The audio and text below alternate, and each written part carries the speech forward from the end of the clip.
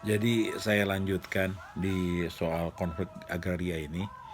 Jadi sungguh nggak baik gitu kan, dan kasihan lah Presiden Jokowi kalau nggak dibuka yang sebenarnya yang detil gitu kan, karena saya lihat Pak Jokowi itu bukan senang detil, tapi segala sesuatunya tuh harus terbuka bener gitu kan dan jelas. Nah, kenapa saya menyampaikan ini?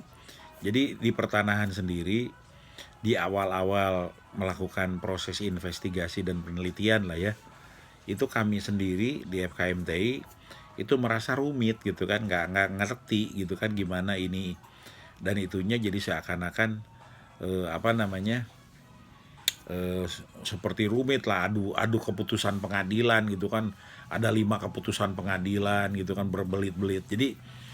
Jadi cara-cara dulu itu udah jelas-jelas nggak inilah, nggak praktis, nggak bener gitu kan, dan buktinya memang banyak persoalan, justru harusnya kan nggak ada persoalan gitu kan. Nah, lalu kuncinya itu saya ingin ulang lagi gitu kan, mari kita lihat berapa banyak mantan kepala BPN itu menjadi komisaris utama di perusahaan-perusahaan yang menyangkut tanah yang luas, perkebunan, properti itu kan, tambang dan lain-lain kayak gitu-gitulah, termasuk pejabat-pejabatnya gitu kan. Nah, ketika ini nanti dibuka lebih detail lagi gitu kan, itu akan mencerminkan lagi kejadian yang sebenarnya gitu kan. Nah, sehingga saya juga di eh, episode-episode sebelumnya sudah menyarankan, jadi untuk pejabat-pejabat tinggi negara itu ketika sudah pensiun dari jabatannya, itu alangkah baiknya nggak usah lagi jadi komisaris di perusahaan swasta gitu kan, apalagi yang berhubungan dengan pekerjaan sebelumnya dan jabatan sebelumnya, karena kejadian-kejadiannya itu akan seperti ini. Dan ini sebetulnya juga sudah diusulkan di beberapa bulan yang lalu, di mana perusahaan-perusahaan yang nyusahin masyarakat itu dinasionalisasi aja, walaupun tidak usah 100% gitu kan, dibeli negara dengan disisain sahamnya mereka misalnya 40% atau 45% gitu kan, lalu dikelola lah secara benar. Nah, karena kalau BUMN 100% juga kita tahu juga banyak juga ya seperti itulah gitu kan kenyataannya gitu kan, BUMN itu. Nah, ide ini kelihatannya waktu awal dicetuskan itu jadi sesuatu yang kenapa mesti dinasionalisasi. Bahkan ketika saya ketemu dengan Pak Rija Ramli juga, karena pengalamannya beliau itu di soal perekonomian dan perusahaan itu luas gitu kan, jangan dinasionalisasi katanya kan, tapi ya itulah mungkin maksudnya jangan 100% diambil. Nah, tetapi kalau kita lihat hari-hari terakhir ini, itu Xi Jinping melakukan apa yang saya sampaikan beberapa bulan lalu itu kepada Jack Ma. Artinya lu swasta nggak boleh lu begini-begini gitu kan, karena ketika swasta bisa nguasain seperti itu, maka inilah yang disampaikan oleh adik-adik saya gitu kan di UI, dengan menyampaikan bahwa di tahun 2015 itu oligarki, dan oligarki itu makin hari makin kesini makin terbukti oligarki lah yang mengatur ini semua gitu kan, melalui perangkat-perangkat demokrasi gitu kan, dengan sumbangannya kepada partai, sumbangannya kepada para kandidat calon pimpinan daerah gitu kan, entah itu wali kota, bupati maupun gubernur, dan mungkin juga kepada tim suksesnya presiden gitu kan, siapapun itu. Nah, kalau sudah begini dan mereka bukan hanya nyumbang tapi orang-orangnya juga masuk, nah ketika terus-terusan itu presiden itu cuma 10 tahun, dan aktifnya itu di periode pertama mungkin 2 tahun konsolidasi, baru 2 tahun merintah udah harus nyiapin lagi di tahun kelima kampanye lagi gitu kan. Nah, di periode kedua itu banyak yang udah lemes gitu kan, jadi ujung-ujungnya 10 tahun kepemimpinan itu mungkin hanya efektif 5 tahun gitu kan, jadi memerintahnya. Nah, dan ini kalau nggak hati-hati untuk bangsa dan negara Indonesia ini, justru yang ngendaliin ini justru oligarki itu. Nah, padahal negara ini sudah sangat jelas gitu kan, Kalau tadi Xi Jinping itu, walaupun dia tidak punya pasal 33 seperti di Undang-Undang Dasar Republik Indonesia tahun 45, di mana kekayaan dan yang bisa menghidupi eh, orang banyak itu harus dikelola dan dikuasai oleh negara. Itu kan dia nggak punya itu, dia lakukan itu terhadap Jinping, dan mungkin juga banyak perusahaan yang lain gitu kan, cuman nggak muncul aja sampai ke kita. Nah, di Indonesia ini terbalik justru. Kalau lihat kejadian-kejadian sekarang ini, justru pasal 33 itu dilanggar dengan tadi itu gitu kan, yang punya izin di pertanahan seakan-akan mereka itu pemilik yang sesungguhnya, main kasih-kasih izin aja. Habis pensiun kan izinnya bisa diperpanjang sampai nanti 90 tahun gitu kan, kalau ikut Omnibus Law. Di pertambangan bisa sekian tahun dan bisa diperpanjang lagi otomatis gitu kan. Nah, ini kan jadi bertentangan dengan apa yang digariskan oleh para founding father. Nah, kembali ke cerita perampasan tanah ini gitu kan, Pak Jokowi sudah jelas 2 kali itu, 3 Mei tahun 2019 beliau bilang harus diberesin ini soal-soal yang seperti ini nih, pertanahan ini, dan ini kan menindas itu kan yang namanya perampasan itu. Nah, beliau ini harus dikasih data yang jelas, dibukain bedanya antara perampasan dan sengketa. Kalau sengketa itu memang sama-sama milik, beliau pun pasti karena itu menyangkut sama-sama milik, nggak mungkin beliau atau siapapun presidennya lah, itu nggak mungkin masuk ke situ terlalu jauh gitu kan, karena sama-sama pemilik. Tetapi ketika ini jelas-jelas perampasan, di mana ada abuse of power, ada korupsi gitu kan, ada namanya penindasan, ya kan, pelanggaran hak asasi manusia gitu kan. Dan saya nggak mau bilang pelanggaran hak asasi manusia beda dengan pelanggaran hak asasi manusia gitu kan, karena saya bukan profesor, saya nggak mau itulah ya. Saya yang sederhana-sederhana aja yang saya lihat gitu kan, berdasarkan kenyataan di lapangan, dan mudah-mudahan bermanfaat gitu kan. Jadi dengan itu tadi, saya yakin siapapun presidennya yang mencintai negeri ini, mencintai bangsa ini gitu kan, begitu dibukakan oleh Pak Menteri, ya Pak ini harus selesai, saya yakin pasti selesai. Apalagi Pak Jokowi gitu kan, kalau disampaikan seperti itu. Nah, saya khawatir ketika misalnya ini tidak disampaikan secara terbuka, malah basa-basi, yang penting pembagian sertifikat sudah jalan gitu kan, terkesan bahwa reforma agraria itu sudah berjalan, padahal Dewi Kartika juga bilang bahwa nggak hanya itu gitu kan, nggak cuman bagi-bagi sertifikat itu. Kenapa? Karena begitu sertifikat hak milik dibagikan, kalau tidak dengan pola-pola yang lain dan dijagain, kan sekarang juga banyak sertifikat hak milik bisa diambil. Jadi artinya apa? Memberikan sertifikat hak milik ketika tidak hati-hati, kan Pak Jokowi 10 tahun. Begitu sudah turun, presiden berikutnya belum tentu peduli terhadap itu, dan bisa jadi dengan sudah sertifikat, maka yang menadah sertifikat ini dengan cara-cara tertentu lah, karena sekarang aja buktinya diakui juga oleh Dewi Kartika, penyelesaian perampasan tanah itu macet gitu kan, nggak beres-beres, padahal presidennya udah jelas sampai 2 kali ngadain rapat khusus beginian, tetap aja nggak beres-beres gitu kan. Nah, Dewi Kartika bilang macet gitu kan. Nah, dan kami sendiri juga melihat kecenderungannya ke situ gitu kan. Nah, jadi ini kalau tidak dibuka, tidak yang apa adanya, dan tidak diterobos bahwa ini bahaya banget, ini pelanggarannya banyak gitu kan, ini penindasan, maka nggak bakalan terbuka. Nah, jadi kembali lagi, dengan saya menyampaikan hal yang seperti ini secara terbuka, mudah-mudahan ini sampai gitu kan. Karena yang cerita ini nih, kalau mohon maaf nih, kalau kita lihat yang ini kesannya seakan-akan data nasional gitu kan, padahal saya sih yakin banget ini sangat sedikit, dan tapi kita harus menghargai usaha yang luar biasa dari konsorsium reforma agraria ini ya, dari KPA ini gitu. Saya sangat menghargai dan menghormati usahanya mereka gitu kan. Tapi kalau kita lihat itu, ini pasti jauh lebih sedikit daripada yang apa. Kenapa? Karena pengacara pasti nggak lapor.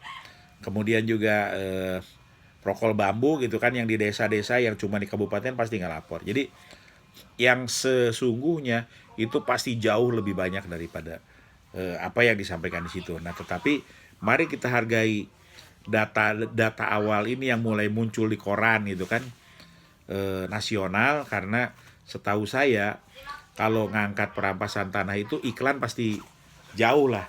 Maksudnya ditawarin kalau Anda tidak muat perampasan tanah, Anda akan dikasih iklan gede gitu kan. Jadi itu fakta. Nah, dengan keberanian ngangkat konflik agraria ini, ada risiko iklan nggak datang. Padahal sekarang kan di saat pandemi ini susah banget gitu kan nyari iklan. Nah, itu dilakukan oleh koran Kompas gitu kan, dengan dia. Saya salut juga dan terima kasih kepada Kompas gitu kan. Nah, tetapi di balik itu gitu kan, mari kita memandang secara lebih menyeluruh.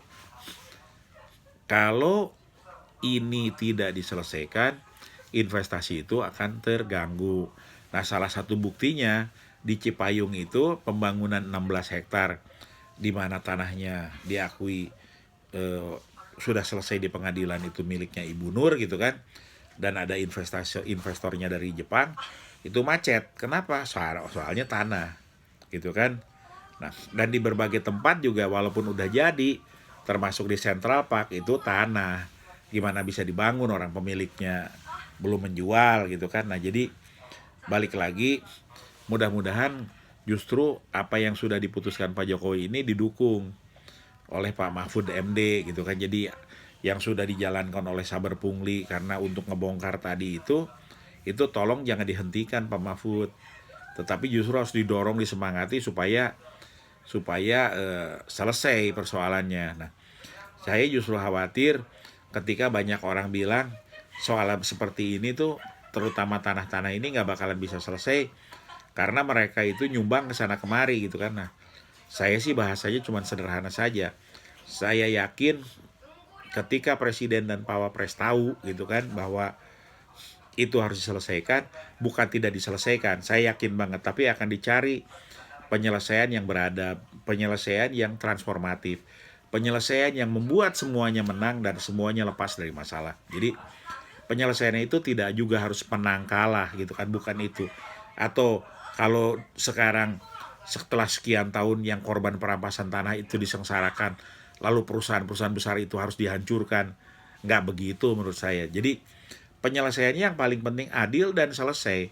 Kemudian apa yang terjadi di masa lalu ini tidak diulang lagi dan tidak terjadi lagi. Nah, saya kira itu yang paling penting. Jadi sekarang sudah 2021, mana lagi sulit begini gitu kan secara ekonomi dan yang lain-lain. Maka pemberian keadilan itu, dan itu sungguh penting dan luar biasa. Dan mari kita nyatakan bahwa sesungguhnya itu bisa dengan mengungkap yang apa adanya, yang terbuka, secara terbuka gitu kan, sehingga nanti orang BPN yang nggak bisa dituntut. Nah, kalau perusahaan itu nuntut kan jadi terbuka lagi gitu kan. Nanti di bursa efek bahwa perusahaan ini ternyata sudah merampas tanah, dikasih jalan keluar sama pemerintah, malah nuntut lagi sama orang pemerintah. Saya kira bakalan rontok juga ya sahamnya, itu bakalan nggak dipercaya lah, karena kan ini zaman dimana kita ini harus hijau dan biru gitu kan. Jadi hijau secara lingkungan, kemudian bisa sustainable. Nah, arahnya sudah ke sana. Jadi saya kira apa yang sudah digariskan oleh pemerintahan saat ini bahwa harus adil, benar, kemudian juga persoalan-persoalan ini harus selesai, harus didukung. Nah, oleh karena itu, kalaulah bicara soal pengadilan agraria ad hoc, misalnya versinya FKMTI, kalau Pak Surya Chandra seperti tadi di episode pertama disampaikan, harus ada ini, harus ada itu, dan kepemimpinan yang kuat. Nah, kalau saya sederhana saja. Jadi yang pasti rapihkan datanya, entah itu di BPN, kemudian juga dari korban, kemudian gelar perkara secara terbuka. Nah, dengan digelar perkara secara terbuka itu akan banyak hal yang bisa selesai. Nah, setelah itu baru nanti ada yang ke pengadilan, ada yang dikoordinasikan dengan kementerian lain, ada dengan keuangan dan yang lain-lain. Tapi intinya adalah keterbukaan, transparansi yang apa adanya gitu kan, dan dibuka kepada publik, sehingga ini bukan nyari penyakit gitu kan, tetapi ini menyelesaikan. Karena kalau tidak terbuka, saya juga kasihan juga nanti ada pejabat di BPN yang niatnya baik gitu kan, malah nanti dicari celahnya ketika prosesnya dianggap tidak fit, padahal itu benar memenangkan pemilik tanah, malah dia yang jadi dipersoalkan. Nah, tapi kalau dibuka seperti ini, itu akan kelihatan. Dan di sisi yang lain, ketika dibuka seperti ini, ketika ada orang di BPN kemudian bertindak yang aneh-aneh dan sebaliknya, maka saya kira itu akan lebih mudah juga membersihkannya. Karena arahnya harus ke arah yang lebih baik gitu kan. Kalau memang pengen negeri ini investasinya maju gitu kan. Karena gak usah rumit-rumit lah. Sudah jelas, sudah nyata bahwa kenapa investor itu repot berpikir tentang Indonesia, itu lebih karena korupsi.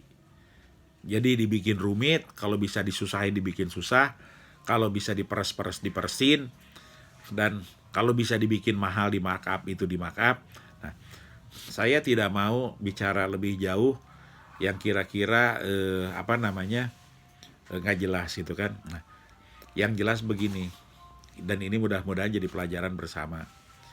Saat ini di seluruh dunia pandemi, Indonesia itu beberapa orang yang di lapangan bilang, kalau nggak ada bansos Pak, mungkin saya nggak makan.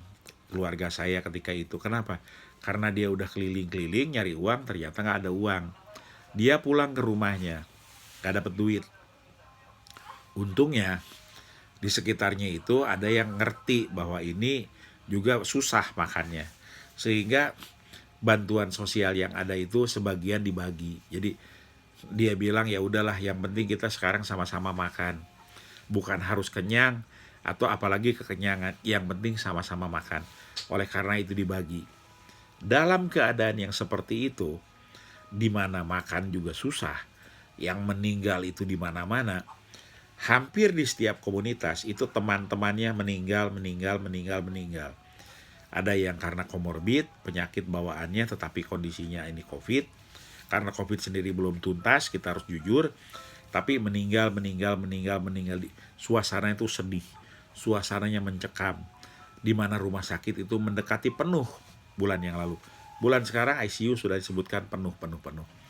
Tetapi bansos pun masih dikorupsi. Itu fakta. Jadi saya nggak mau nyalahin siapa-siapa, saya pengen ngomong fakta. Dan ini saya nggak mau bilang juga ini melukai rakyat atau tidak, saya nggak mau. Saya cuma bilang itu fakta. Dan itu dilakukan oleh 2 menteri, di 2 kementerian. Belum lagi yang lain gitu kan. Nah, sekarang mungkin banyak orang bilang, wah udah cukup lah kan, udah di reshuffle begini, mungkin nggak ada lagi begitu. Tapi ada juga yang bilang yang lain lagi, wah kayaknya nggak bakalan kejadian lagi nih nangkep kayak beginian gitu kan. Udah diperingatin, cukup 2 menteri aja periode pemerintahan yang kedua ini gitu kan. Saya sih nggak ngerti, saya bilang lagi jujur terbuka, saya nggak ngerti. Dan saya cuman sebagai masyarakat menyatakan ini, marilah kesungguhan Bapak Presiden dan Wakil Presiden itu supaya negara ini baik, didukung oleh para pembantunya dengan kesungguhan. Nah, kejadian ngambil seperti itu sungguh merusak situasi. Jadi dengan diganti, kemudian juga tiba-tiba menteri sosialnya ketemu gelandangan keliling-keliling, itu nggak selesai, malah jadi lucu lagi, ini mau ngapain gitu kan. Walaupun saya yakin juga itu penting lah supaya tidak hanya by data, kemudian juga by ini gitu kan.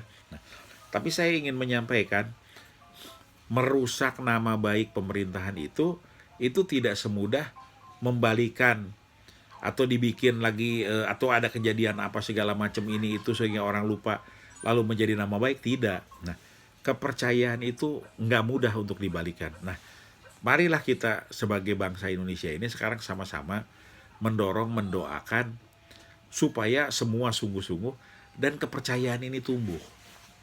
Saya ulang lagi, kepercayaan ini tumbuh. Kenapa?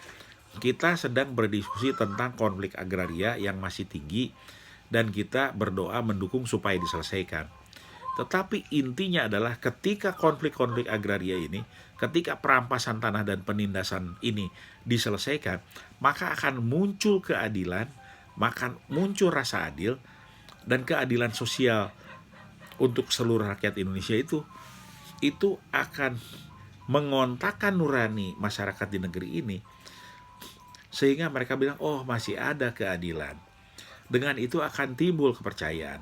Saya ulang lagi, kepercayaan ini sangat penting pada saat Indonesia ini menuju ke fase kritis di bidang kesehatan.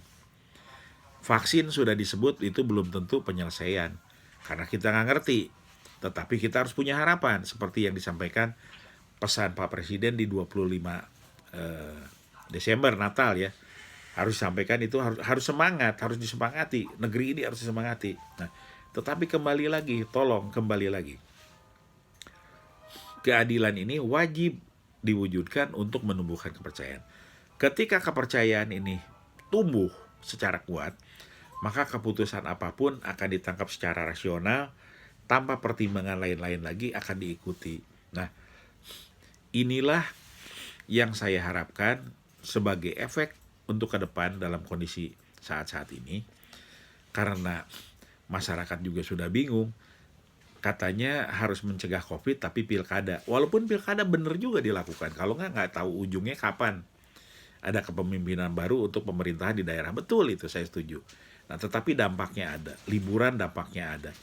Dan sekarang sudah 700 ribuan, terus naik ya, mungkin bisa 800 ribu dan selebihnya, begitupun yang meninggal. Nah, maksud saya, mari kita doakan, mari kita wujudkan keadilan ini supaya kepercayaan ini tumbuh, dan yang saya berharap justru supaya negeri ini lepas dan selamat dari COVID ini. Nah, keadilan-keadilan yang akan diwujudkan itu, saya berdoa dan saya berharap inilah yang akan membangun keberkahan di negeri ini. Karena dengan adil, itu insya Allah akan berkah. Dengan berkah, berbagai kebaikan itu akan muncul. Karena janji Allah itu jelas.